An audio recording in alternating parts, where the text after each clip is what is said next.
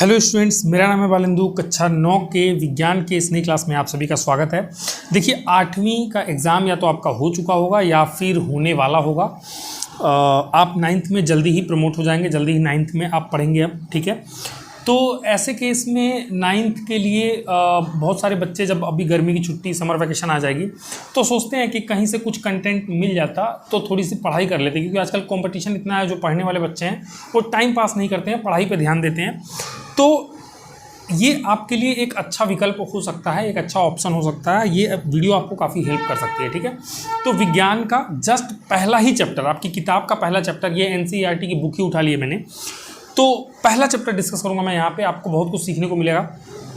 Chapter का नाम है हमारे आसपास के पदार्थ, ठीक है, हमारे आसपास के पदार्थ। इस चैप्टर में मैटर इन आवर सराउंडिंग्स, इस चैप्टर में हम अपने आसपास के पदार्थों के बारे में ही स्टडी करेंगे। टोटल हमें बस वही पढ़ना है, ठीक है, और कुछ अलग नहीं करना है। तो देखिए, एक एक चीज़ से शुरुआत कर लेते हैं। पहले ये कह रहा है कि पदार्थ क्या होता है, उसके बारे में कह रहा है। अपने चारों ओर नज़र दौड़ाने पर हमें विभिन्न प्रकार की वस्तुएं नजर आती हैं जिनका आकार, आकृति और बनावट अलग अलग होता है, ठीक है।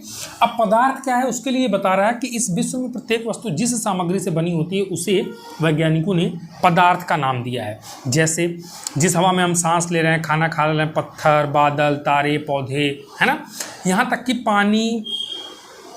पानी की एक बूंद, रेत का एक कण, ये सभी क्या है, पदार्थ है, ठीक है। सिंपल सी डेफिनेशन है कि दुनिया में जितनी भी चीज़ें तुम देख रहे हो ये सब के सब क्या है, पदार्थ हैं।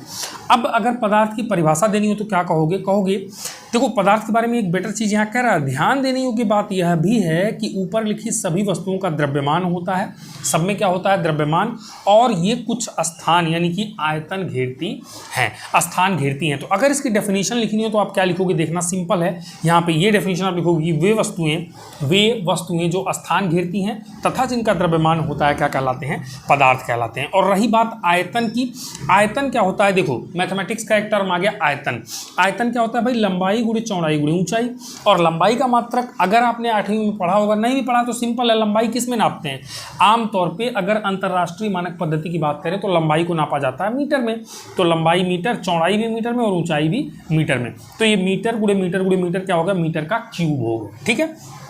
तो आयतन का अगर कोई मात्रक पूछे तो मीटर क्यूब। और आमतौर पे जो आयतन है ना वो लीटर में भी नापा जाता है, इसलिए लीटर के कुछ टर्म्स यहाँ पे मैंने लिख दिए कि 1 लीटर जो है वो 1000 मिलीलीटर के बराबर होता है, या फिर वो 1 डेसीमीटर क्यूब के बराबर होता है, या फिर वो 10⁻³ सेंटीमीटर क्यूब के बराबर होता है। यहाँ पे वही चीज़ लिखी हुई है। यहाँ पे कह रहा है, देखना, कह रहा है कि अंतर्राष्ट्रीय मात्रक पद्धति के अनुसार आयतन का मात्रक 1 घन मीटर है, आयतन मापने का साधारण मात्रक लीटर है, ठीक है। और 1 लीटर 1 डेसीमीटर क्यूब 1000 ml और 10/3 सेंटीमीटर क्यूब के बराबर होता है। अब आ जाते हैं अपने पुराने पॉइंट पे, ठीक है। पुराने पॉइंट पे यहाँ से देखते हैं, यहाँ से आगे कह रहा, प्राचीन काल से ही मनुष्य अपने आसपास को समझने का प्रयास करता रहा है। पुराने जमाने में जब ऋषि मुनियों का जमाना था ना, जब वेद पुराण वाली चीज़ें थी, तब भी हम ये जानना चाहते थे कि आखिर ये दुनिया कैसे बनी, हमारे आसपास की चीज़ें कैसे बनी है। तो उसके लिए कह रहा है कि भारत के प्राचीन दार्शनिकों ने पदार्थ को 5 मूल तत्वों में वर्गीकृत किया गया है, जिसे पंचतत्व कहा जाता है। और इसमें वो पंचतत्व कौन कौन से हैं, वायु है, पृथ्वी है, अग्नि है, जल है और क्या है, आकाश है, ठीक है। उनके अनुसार पंचतत्व से ही दुनिया की सभी चीज़ें बनी हुई हैं। ये पुराने ज़माने की बात है, ऋषि मुनियों के ज़माने की। और बहुत सारे यूनानी दार्शनिक भी थे, उनका भी ऐसे ही कुछ कहना था। लेकिन आधुनिक अगर बात करें, आधुनिक वैज्ञानिकों ने पदार्थ को भौतिक गुणधर्म एवं रासायनिक गुणधर्म के आधार पर 2 प्रकार से वर्गीकृत किया। ध्यान देना, 2 प्रकार से वर्गीकृत किया है। कैसे कैसे, एक तो भौतिक गुण और एक जो है वो रासायनिक गुण, ठीक है। भौतिक गुण और रासायनिक गुण के आधार पे पदार्थ को वर्गीकृत किया है आज के वैज्ञानिकों ने। अब इसमें अगर हम बात करें, देखो हाँ, हमारे चैप्टर में ना ये पहले भी कह रहा है कि इस अध्याय में हम भौतिक गुणों के आधार पर पदार्थ के बारे में ज्ञान अर्जित करेंगे। 2 तरह के गुण बताए गए हैं, भौतिक गुणधर्म और रासायनिक गुणधर्म। लेकिन हमें इस चैप्टर में किसके हिसाब से पढ़ना है, भौतिक गुणधर्मों के हिसाब से पढ़ना है, भौतिक चीज़ों के हिसाब से, भौतिक गुणधर्म के हिसाब से अध्ययन करना, देखना है कि पदार्थ कैसा होता है, ठीक है। तो यहाँ पे देखो, पदार्थ का भौतिक स्वरूप है ना, पदार्थ का भौतिक स्वरूप, इसके हिसाब से ये पदार्थ के बारे में ये कहना चाह रहा है कि पदार्थ कणों से मिलकर बना होता है, ठीक है। लेकिन हम ये कैसे मान लें कि पदार्थ कणों से ही मिलकर बना हुआ है? देखिए उस समय में दो धारणाएं प्रचलित थी, दो धारणाएं, लिखा भी यहाँ पे कि पदार्थ की प्रकृति के बारे में दो विचारधाराएं प्रचलित थी, ठीक है। दो विचारधाराएं थी, कौन कौन सी? एक विचारधारा ये कहती थी कि जो पदार्थ है वो लकड़ी के टुकड़े की तरह सतत होता है, कॉन्टिन्यूअस, है ना। लकड़ी के जो टुकड़ा, गुटखा आपने देखा होगा घर में काम वाम दुनिया भर के होते हैं, तो वो एक तो कह रहे हैं उसकी तरह से कॉन्टिन्यूअस है, बिल्कुल एकदम से प्लेन। और एक अन्य विचारधारा वो क्या कह रही है, उनका मानना ये था कि पदार्थ रेत की तरह के कणों से मिलके बने। यानी उनका कहना ये था कि रेत, बालू देखा है ना, छोटे छोटे छोटे कण होते हैं बालू के, कह रहा है ये बालू के कणों से मिलके बने होते हैं। तो अब हम पता करेंगे एक्सपेरिमेंट करके कि आखिर ये पदार्थ वाकई में कैसे बने हुए हैं। हम जरा सा एक्सपेरिमेंट करेंगे। तो देखो यहाँ पे एक एक्सपेरिमेंट हमें दिया हुआ है, कहता है एक 1000 ml का बीकर लें, बीकर मतलब एक गिलास ले लो, ठीक है, शीशे का। कह रहा है इस बीकर को जल से आधा भर कर जल के स्तर पर निशान लगा दे। मतलब एक गिलास लेना है शीशे का, बीकर ले सकते हो, बीकर में क्या होता है मार्किंग होती है, तो उसमें 100 ml पानी भर दो और अब उस पानी में नमक या चीनी को चम्मच की सहायता से मिक्स करो। और जो जल का स्तर तुमने पहले मेंटेन किया था, अब तुम्हें देखना है कि क्या नमक या चीनी मिलाने के बाद उसके जल के स्तर में कोई बदलाव आया। तो तुम जब ये एक्सपेरिमेंट करो, घर पे शरबत घोलते हो ना, आमतौर पे वहीं से तुम देख लेना, जब भी हम शरबत वगैरह कुछ घोलते हैं तो हम देखते हैं कि ऐसा करने से ना पानी के स्तर में कोई भी चेंज नहीं आता है, कोई भी बदलाव नहीं आता है, ठीक है। और कोई भी बदलाव नहीं आ रहा है, इसका मतलब है कि जरूर पानी के कणों के बीच में कुछ खाली स्थान है, या फिर जरूर जो हमारे चीनी के कण हैं वो छोटे छोटे कणों से मिले हुए हैं, जो कि पानी के कणों में जाकर के कहीं पे बैठ गए हैं, कहीं पे घुल गए हैं। तो इससे हमें ये जरूर पता चलता है कि पदार्थ क्या हुआ है, कणों से मिल करके बना हुआ है। इस एक्सपेरिमेंट को यहाँ पे दिखाया भी गया आपकी किताब में थोड़ा ठीक तरीके से। यहाँ पे ये पानी लिया, मार्क कर लिया, फिर इसमें चीनी या फिर नमक मिला लिया, उसको घोल लिया, और फिर देखा कि जल का जो स्तर है, जल जल जल, तीनों का मार्किंग सेम है। कहता भी है कि जब हम जल में नमक घोलते हैं तो नमक के कण जल के कणों के बीच के रिक्त स्थानों में समावेशित हो जाते हैं, भर जाते हैं। इससे हमें पता चल जाता है कि जो पदार्थ है वो छोटे छोटे कणों से मिलकर बना हुआ है, ठीक है, छोटे छोटे कणों से मिलकर बना हुआ है। और इसी वजह से वो जो नमक के कण हैं वो पानी के कण में कहीं क्या हुए हैं, घुल गए हैं, ठीक है। अब देखो एक सवाल तो पता चल, एक जवाब तो हमें पता चलेगा कि पदार्थ छोटे छोटे कणों से मिलकर बने हुए हैं, लेकिन कितने छोटे कण हैं वो, तो यही अगली हेडिंग में हमें पढ़ना है कि पदार्थ के ये कण कितने छोटे हैं। इसके लिए भी एक एक्सपेरिमेंट बताया है, कह रहा है कि पोटेशियम परमैंगनेट के 2 या 3 क्रिस्टल 100 ml पानी में, देखो पानी लेना है तुम्हें, पोटेशियम परमैंगनेट ये मेडिकल स्टोर्स वगैरह पे मिलता है, ठीक है। ये एक तरह से जो कलर देखा होगा ना, होली में जैसे कलर खेलते हैं, तो उस टाइप का रेतीला पदार्थ होता है, मतलब जैसे थोड़ा थोड़ा एक तरह से आपने देखा होगा ना पाउडर जैसे फॉर्म में आता है, और इसका कलर एक्चुअली बैंगनी होता है, ठीक है, जैसा कि यहाँ पे दिखाया गया है इस फिगर में, ठीक है। यही सेम कलर छोड़ता है ये पानी में घुलने के बाद। तो ये इसमें करना क्या है, पहले तो तुम्हें साफ पानी लेना है 100 ml, उसमें क्या करना है, पोटेशियम परमैंगनेट का थोड़ा सा हिस्सा मिला देना। देखो पोटेशियम परमैंगनेट नहीं है तो घर में ना नील होता है, डेटॉल, कोई भी कलर ले लो यार, थोड़ा सा मिला दो। अब जैसे यहाँ पे देखो 100 ml पानी लिया, इसमें थोड़ा सा हमने क्या पोटेशियम परमैंगनेट मिला दिया, इसने कलर को कर दिया गुलाबी, ठीक है, कुछ रंगीन हो गया। अब इसमें से कह रहा है 10 ml निकालो और फिर से 100 ml साफ पानी लो। ये जो 10 ml निकाला तुमने घोल, इसको डाल दो, तुम देखोगे कि इस 100 ml पानी को ये मात्र 10 ml का घोल वापस से रंगीन कर देगा। अब ये जो थोड़ा हल्का रंगीन हुआ होगा ना, क्योंकि ये तो ज़्यादा गाढ़ा था, इसमें से भाई इसका तुमने 100 ml में से 10वां हिस्सा निकाल के इसमें मिलाया है, तो जाहिर सी बात है ये कम गाढ़ा होगा। अब इस कम गाढ़े में से 10 ml निकालो और फिर साफ पानी में क्या करो, मिला दो, 100 ml साफ पानी में वापस से मिला दो। अब ऐसा करोगे तो ये भी फिर भी थोड़ा सा रंगीन पानी मिलेगा तुम्हें, कम रंगीन मिलेगा। अब कह रहा है इसका 10वां हिस्सा निकालो 10 ml और फिर साफ पानी में मिलाओ, फिर भी वो पानी तुम्हें रंगीन ही दिखाई देगा। यानी कि हमें ये पता चल रहा है कि एक तो इसके छोटे छोटे कण पानी के छोटे छोटे कणों में घुले हुए हैं, लेकिन वो कण कितने छोटे हैं कि उसका 10 ml भी इस पूरे पानी में अपना इफेक्ट डाल दे रहा है। फिर और भी जब हमने तनु कर दिया, उसको हल्का कर दिया, तो फिर भी 10 ml मिलाने से और वो रंग छोड़ रहा है, फिर भी और हल्का कर दिया और रंग छोड़ रहा है। मतलब कि कहीं ना कहीं वो जो कण हैं वो बहुत ही ज़्यादा छोटे हैं, इतने ज़्यादा छोटे कि हम अनुमान भी नहीं लगा सकते, हम अंदाज़ा भी नहीं लगा सकते। इस पूरे में यही कहानी लिखी हुई है। तो आगे चलता हूँ, मैं यहाँ पे थोड़ा सा आगे चलता हूँ। ये एक्सपेरिमेंट मैंने आपको समझा दिया है, ठीक है।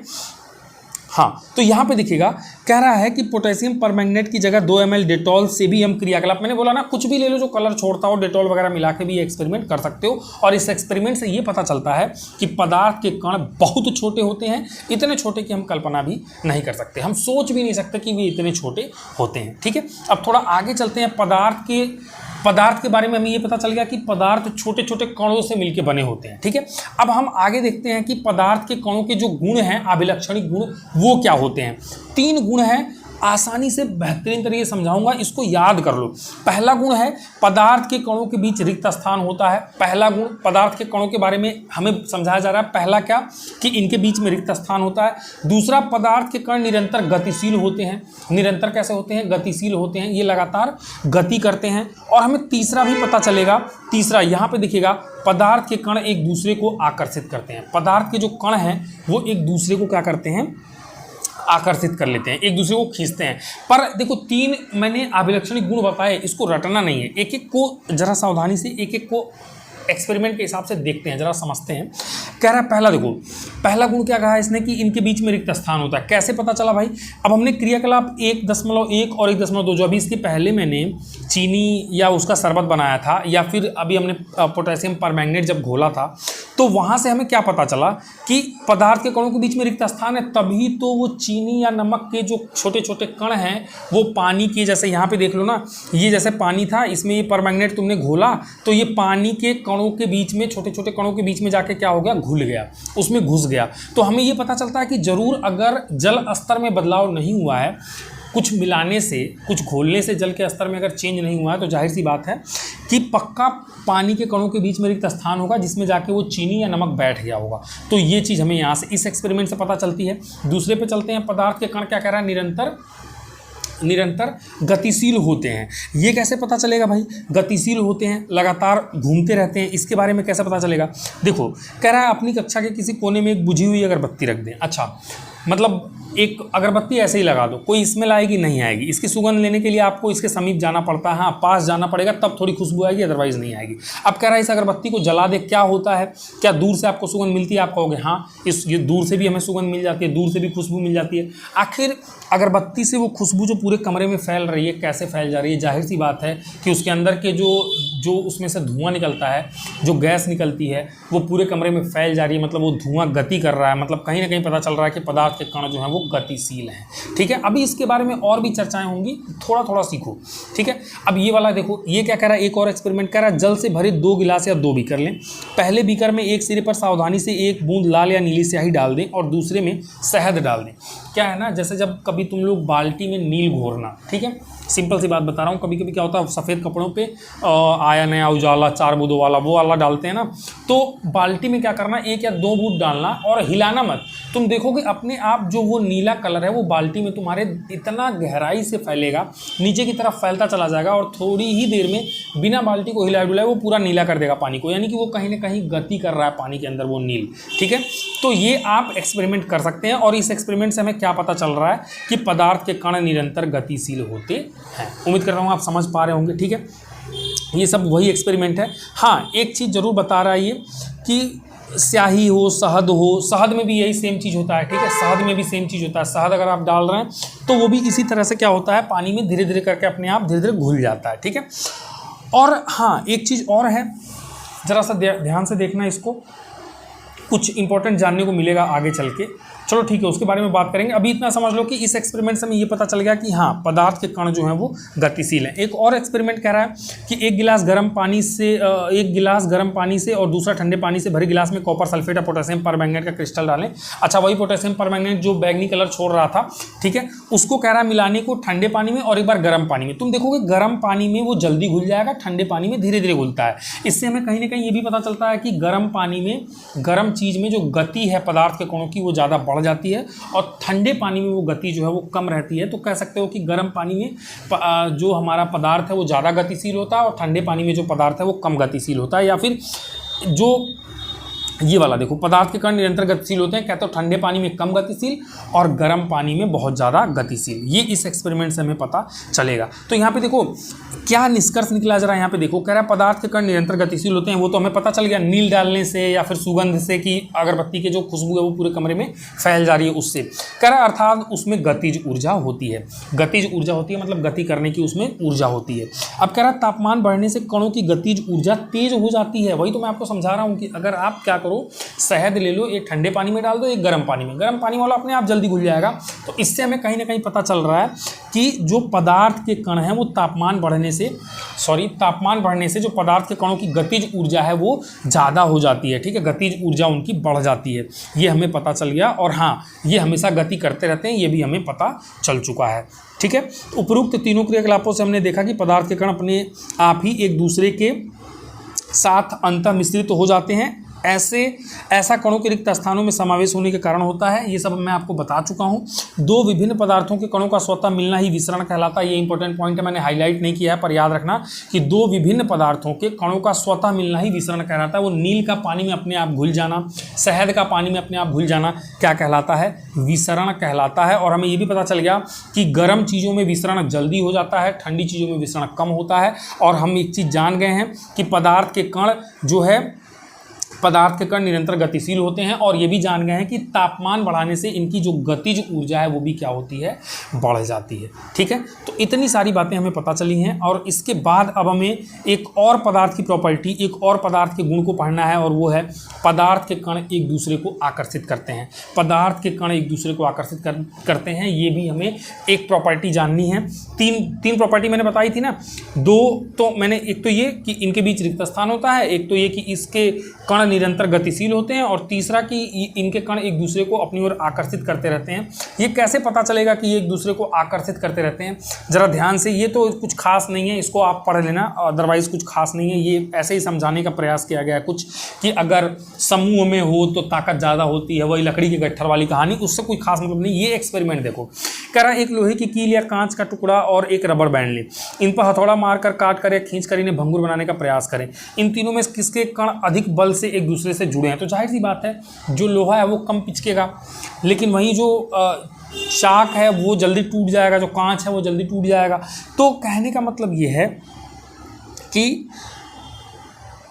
जो हमारे जो पदार्थ हैं, जो पदार्थ के कण हैं, वो एक दूसरे को आकर्षित करते हैं, खींचते हैं। ये बात कैसे पता चलेगी? जरा सा ध्यान से देखना। ठीक है, कैसे पता चलेगी? देखो, जब ये वाला एक्सपेरिमेंट जब हम कर रहे हैं, जब हम लोहे की कील पे हथौड़ा मार रहे हैं, ठीक है, तो या लोहे की छड़ पे जब हम हथौड़ा मार रहे हैं तो थोड़ा सा वो दब जा रहा है, थोड़ा सा वो पिचक जा रहा है, लेकिन फिर भी उसका शेप तो बदल गया। पर क्या वो अलग अलग हो गया? क्या वो कई सारे टुकड़ों में बट गया? नहीं, वो पिचक गया, लेकिन कई सारे टुकड़ों में नहीं बटा है।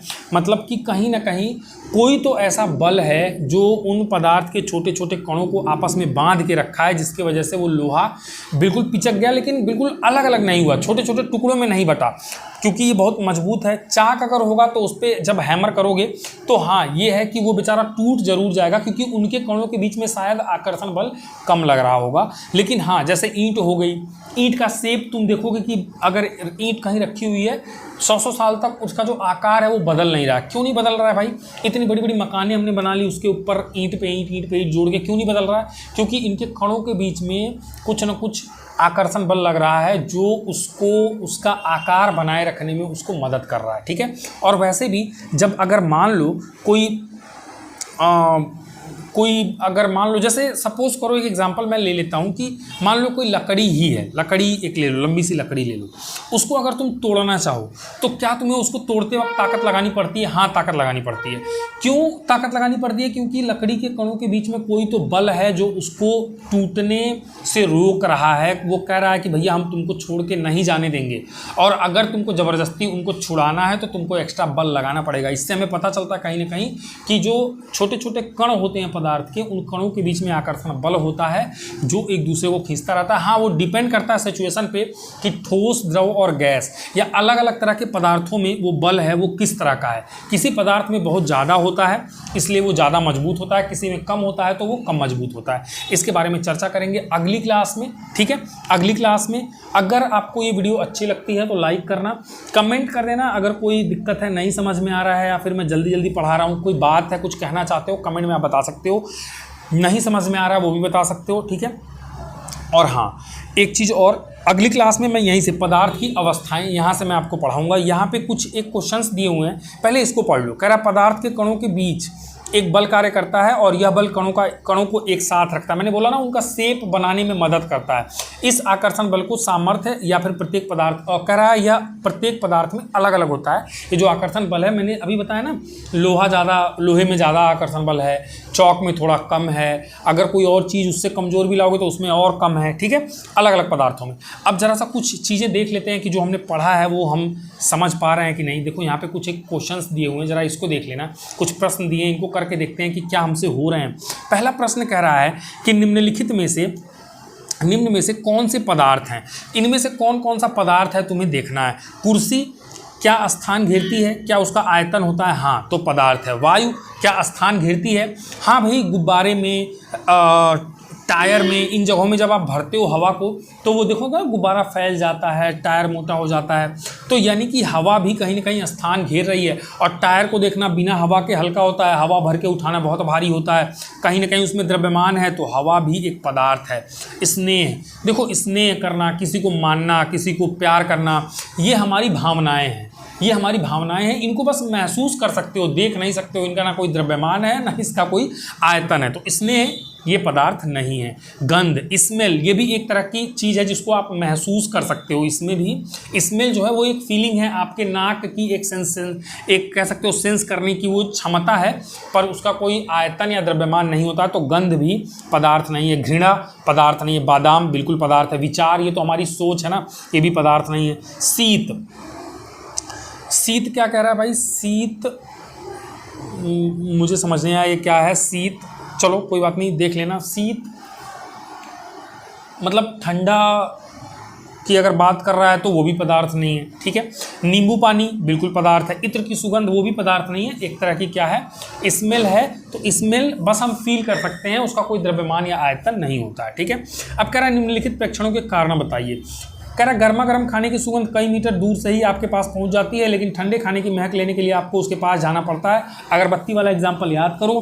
कारण में यही है कि गर्म चीज़ों में या फिर तापमान बढ़ाने से जो पदार्थों की गतिज ऊर्जा है वो बढ़ जाती है। इसीलिए जब खाना गर्म होता है तो उसमें से जो निकलने वाला भाप है उसकी जो गतिज ऊर्जा है वो ज़्यादा होती है, आसानी से हम तक पहुंच जाती है। और ठंडा होगा तो जाहिर सी बात है उसकी गतिज ऊर्जा कम होगी, वो ट्रैवल नहीं कर पाएगा, हमारी नाक तक नहीं आ पाएगा, तो हम उसको महक नहीं पाएंगे। स्विमिंग पूल में गोताखोर पानी काट पाता है, इसे पदार्थ का कौन सा गुण प्रेक्षित होता है, ये मैं आपको नेक्स्ट क्लास में बताऊंगा जब हम और डिटेल में पदार्थ की अवस्थाओं के बारे में पढ़ेंगे। इसका जवाब दूंगा, बेहतरीन सा आसान सा जवाब है, ठीक है। पदार्थ के कणों की क्या विशेषताएं हैं, 3 विशेषताएं हैं। इनके बीच में रिक्त स्थान होता है और ये गतिज हमेशा गति करते रहते हैं, दूसरा गति करते रहते हैं, और तीसरा इनके बीच में आकर्षण बल लगता है। पदार्थ के कणों के बीच में कोई ना कोई आकर्षण बल लगता है। ये 3 चीज़ें जो हैं आपको याद रखनी है। तो उम्मीद करता हूँ सबके जवाब मिल गए। इसका जवाब आपको मिलेगा नेक्स्ट क्लास में कि स्विमिंग पूल में गोताखोर पानी काट पाता है, इसे पदार्थ का कौन सा गुण प्रेक्षित होता है, कौन सा गुण पता चलता है। नेक्स्ट क्लास में इसका जवाब पक्का दूंगा, ठीक है। जवाब जानना है तो अगली क्लास में पढ़ने आइएगा। और अगर वीडियो अच्छी लगती है और आपको लगता है कि ये वीडियो काम की है और थोड़ा सा हमें सीखने को मिल रहा है चीज़ें, तो वो आप थोड़ा सा शेयर कर दीजिए अपने दोस्तों में। और मैं बहुत लंबी वीडियोज़ नहीं करता हूँ क्योंकि मुझे पता है अगर इफेक्टिव पढ़ाई करनी है तो बहुत ज़्यादा लंबे समय तक क्लास 9th का बच्चा ऐसे कोई 4 घंटा 3 घंटा 2 घंटा बहुत मुश्किल से बैठता है, तो मैं इसलिए छोटी वीडियो कर रहा हूँ। लेकिन कोई बात नहीं, कॉन्टीन्यूसली रोज़ जब हम पढ़ाई करेंगे तो ये छोटी छोटी चीज़ें धीरे धीरे करके ये सिलेबस हमारा आसानी से एक दिन कंप्लीट हो जाएगा। ओके, तो आज के लिए इतने रखते हैं, कल पढ़ेंगे पदार्थ की अवस्थाएँ। Thank you for watching.